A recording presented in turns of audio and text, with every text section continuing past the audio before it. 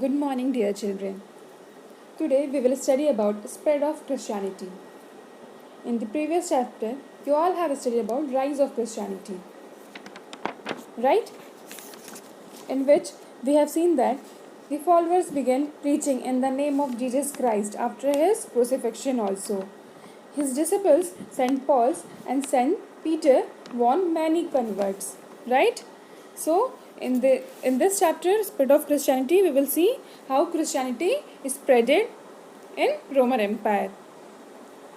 It took place in the medieval period. The Bible is the holy book of the Christians, and Bible has two parts, Old Testament and New Testament. The spread of Christianity in the Roman Empire invited extreme angerness of the rulers. Some emperors saw Christians as rebels, because they refused to worship Roman gods. So in this process, they refused to worship Roman gods. So in this process, thousands were arrested and tortured, and many were killed also. Emperor Constantine. He was the first Roman ruler to hold Christianity. He took several steps to help spread of Christianity. Class, here in your book it is written persecution. That means to ill-treat someone because of their race, religion or political beliefs. Okay. So the persecution of the Christians ended in around 4th century CE when Emperor Constantine became the ruler. Right. He started giving some facilities to the Christians, like he granted Christians the freedom to worship. He gave important jobs to Christians. He declared Sunday a public holiday so that they could attend their church prayers. Okay, and he also built many churches. Next topic, shift of capital. In 330 CE, Emperor Constantine shifted the capital from Rome to the ancient city of Byzantium, because he believed that Roman Empire had become too big to be administered efficiently.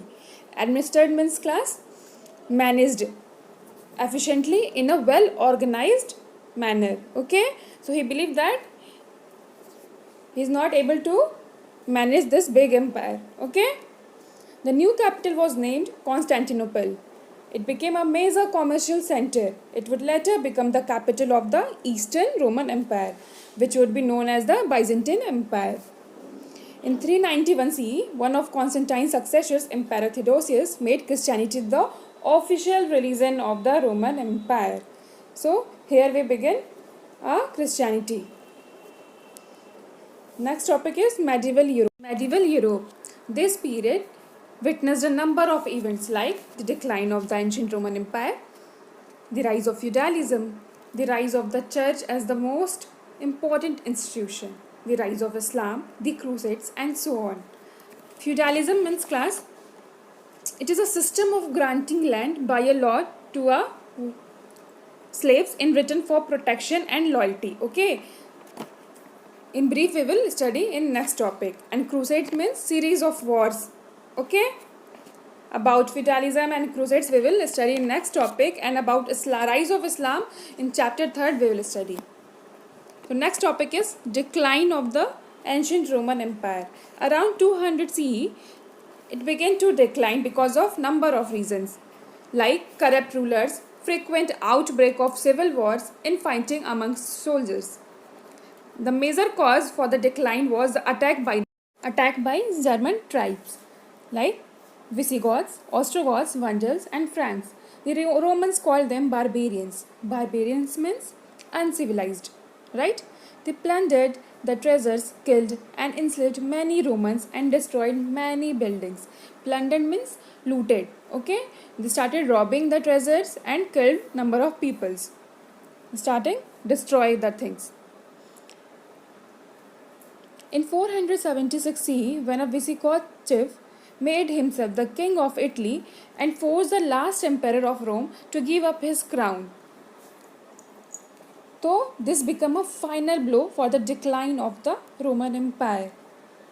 The largest barbarian kingdom was created by the Franks. What was the impact of the barbarian invasion? The barbarian invasions left Rome a city of ruins. Like the, these invasions means takeover. These kind of takeovers weakened the authority of the Roman rulers because they failed to challenge the invaders. They failed to fight back from these invaders. Right, class? So trade declines due to violent political conditions, and the main and most important impact of these invasions was the rise and spread of feudalism, which lasted in various forms across Europe for hundreds of years. In feudalism, what happened ki it is a kind of system in which people fought and worked for the master, and these masters give them the land and protection. Okay, they used to fight for their masters, and in the return these masters give them a land and protection. Right? Next topic is rise of feudalism. So I hope feudalism concept is clear. Rise of feudalism. In the 5th century CE, after the fall of the Roman Empire, there were very few kings in Europe who could afford to maintain a standing army, because this process, feudalism, is a very expensive process in which kings granted portions of land to nobles. Okay, nobles, that means persons holding noble rank in the society, and in return the nobles promised their loyalty and protection in the time of war and battles. Okay, the kings became the lords and the nobles became their vassals. Vassals means who agreed to fight, right? The nobles gave land to warriors in return for fighting battles. The nobles thus became lords to the knights. The peasants formed on the land of the knights and the nobles in return for protection against enemy attacks. The serfs occupied the lowest rung among the peasants. Unlike the peasant, serfs were bonded, labor and led miserable lives. Firstly, you will understand the meaning of serfs. Serfs is an agricultural labor and peasant means farmer. Here I can again explain you all that the nobles gave land to the knights in return for fighting battles, right? King used to give land to their servants, and in return what they demand? Their loyalties, okay, during the war. And in the time of battles they required more and more soldiers, so the nobles give their these lands and they become master to their lords. Okay, and in these lands peasants used to farming the things, right? So this is the process of feudalism, and this increase. And the division you can see in your book also. Higher authority is king, then second higher nobles, third is knights are soldiers, and lowest, which one? This category goes to serfs are agriculture farmers. Let's start our next topic, the Byzantine Empire. About 395 CE, the Roman Empire was divided into two, the Western Roman Empire and the Eastern Roman Empire. In the Western Roman Empire, it was declined in the face of repeated barbarian takeovers. The Eastern Roman Empire, known as Byzantine, right? It survived for another 1,000 years, and capital was Constantinople. The Byzantine Empire enjoyed a strategic location which enables rulers to make use the trade routes between Asia to exploit. Exploit means make use the trade routes between Asia and Europe. Under able rulers such as Justinian I, the Byzantine Empire became one of the wealthiest in the world. He not only introduced a new system of laws but also built many churches, including the famous Hagia Sophia Church. Right? So, next topic is emergence of the Turks. The death of the Justinian I exposed the Byzantine Empire to attacks from Goths, Huns, Vikings, Arabs and Normans. By 1453, the Byzantine Empire was nothing more than an empire in decline surrounded by a few smaller villages. It was in such a weakened state that the empire was attacked by Ottoman Turks. They captured Constantinople in 1453 and the Byzantine Empire came to an end. A series of takeovers and frequent wars and Turks' attacks weakened the Byzantine Empire. Right? So next topic is the Crusades. What does it mean? Crusade is a series of wars fought by the Christians to recapture the Holy Land from the Turks. Right? So in the 11th century, the Turks captured Jerusalem. They started threatening the Christian visitors and later they banned them from entering Jerusalem.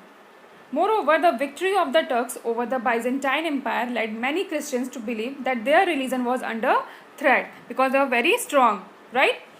It was against this background that in 1095 CE, Pope Urban II urged Christians to go on a holy war or a crusade and recapture Jerusalem. Pope Urban II requested Christians to go on a holy war to save their Christianity.